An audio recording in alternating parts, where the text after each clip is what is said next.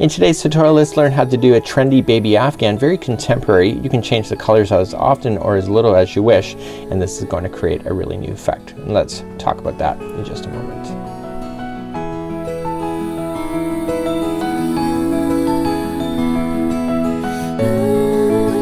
Welcome back to the Crochet Crowd as well as yarnspirations.com. I'm your host Mikey. Today we're going to work on the trendy baby afghan.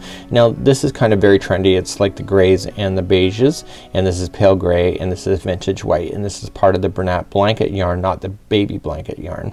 So you can mix and match those, and we'll talk about that in just a bit. So what we have here is that we are changing colors very strategically, so it looks like it's a zigzag. It actually reminds me of piping of a cake that you would find decorated, and actually looks really neat.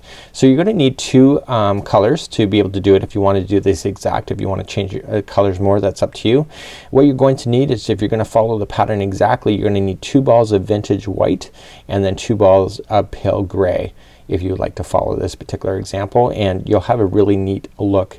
So let's without further ado, let's talk a little bit about the yarn, and I'll be right back. So here are two brands of yarn. One's called Bernat Blanket, the other one's called Bernat Baby Blanket. What is the difference between the two? The only difference is marketing. So for example, Bernat Blanket here is more geared to home decor. It's more solid colors, more adult in nature, where the Bernat Baby Blanket here has colors that you would see typically in baby afghans, baby colors, nursery rooms, even colors that are more geared for kids. So you can actually mix and match. What you will know, and what you should know, is that there's no two colors the same. So for example, the Bernat Blanket, there's no colors that are in this line that are also in this line. So you can look in between the two and actually kind of mix and match. So if you're looking for a vintage white, you'll look for this one. You're looking for pure white, you're gonna look for this one. So you just mix and match, and it's a lot more easy. You can do anything that you want to with these particular tutorials that I'm about to teach you today, and it's just a lot of fun. So let's begin to work on this project together. So here's my one yarn. So we're gonna need two colors. You gotta start off with one. In mine I start off with the pale gray, and we're gonna create a slip knot. Now the pattern asks you to do chaining of 78. So the 78 is what keeps it in line, but here's the secret. If you chain in sets of 2, you'll always have a match. So if you change the sizes, you will change the amount of yarn that you will need, and the afghan and all that information is available on my pattern. That's available. There's a link in the more information of this video.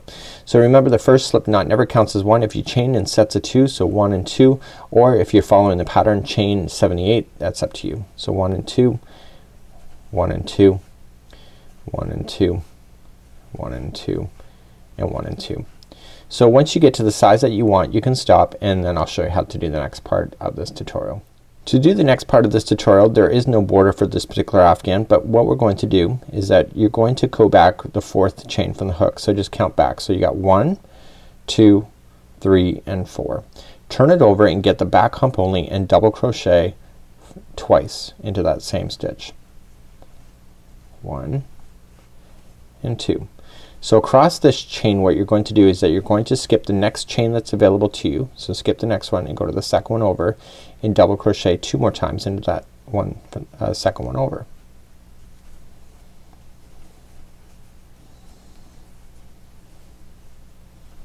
Just like that. Okay, skip the next one and go to the second one over, and put in 2 double crochets. And you're gonna do that all the way across. So no matter how big your chain is, so skip the next one, go to the second one over,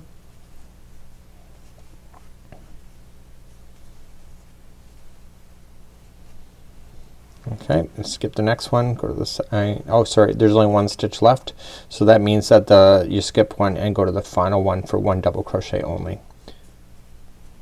Okay, so the very final stitch will be one double crochet by itself. I want you to fasten off at this point, and what you have at this point is that you have all these groups of 2. So you see how there's 2. We're gonna be playing into the gap spaces in between these, so it's not a stitch, it's just a space. So you'll have 1 double crochet on the outside, 1 double crochet on this outside, and then you have them all kind of groups of 2 in between. Let's fasten off. Let me show you how to do that. So we're just going to trim our yarn. You don't want to waste this yarn. It's pretty thick, so just pull through the yarn and just hide it by just grabbing the hook and just pulling it through a few of these stitches. and when you go into the next row, because you're going to be playing within these stitch areas, it's gonna lock it into position because it's gonna wrap around the other section. Okay, so I'm not gonna show you how to fasten off anymore in this tutorial, so this is how you would do it. So you can safely just trim this yarn at this point, and I'll show you how to start the next color. So here's the project. Let's turn it and get it ready. So we're gonna grab our next yarn, create a slip knot first on your hook, and it will make it easier for you to hide in those loose ends. So you're gonna come into the top of the first double crochet, and you're going to just fasten on. So just with a slip stitch, just fasten on, and then chain 3. So 1, 2, 3. Use this line or this strand and just lay it over the top, and you want to come into between the next group of 2. So every time you see these groups, they're in sets of 2.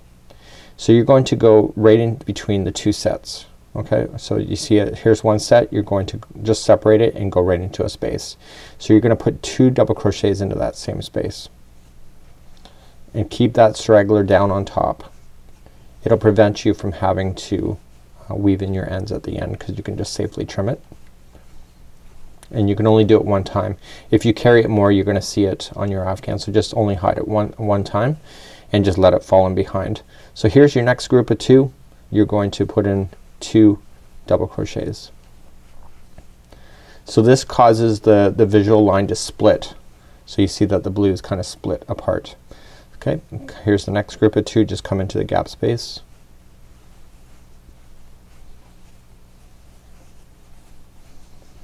Okay, and then here's the next group of 2, and then here's your final.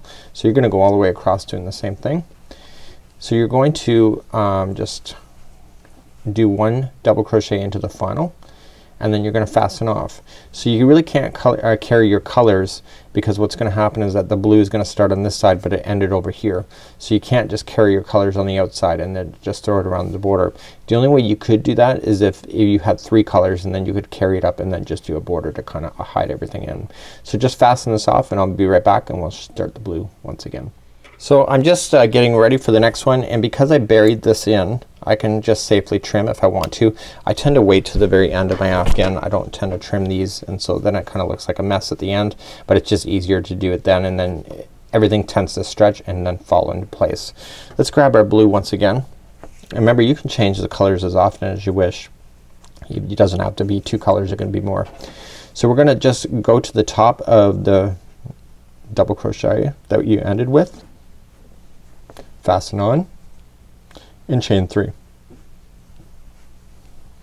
Okay, so here is your straggler, so leave it down on top. So you're gonna come to your first group of 2 and just slam in 2 double crochets into that chain space, or into that gapping space.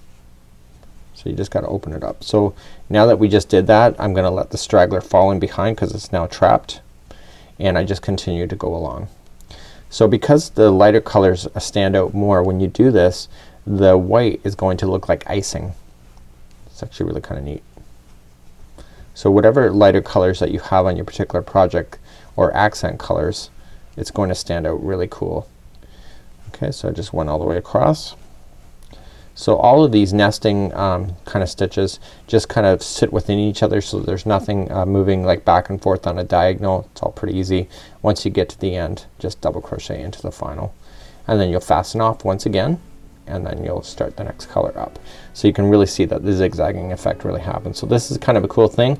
You just have to use your 2 balls of your one color, 2 balls of the next, continue until you run out of yarn, and then you'll have the afghan that is mentioned within the pattern. So until next time, I'm Mikey on behalf of the Crochet Crowd as well as yarnspirations.com. We'll see you. Bye bye.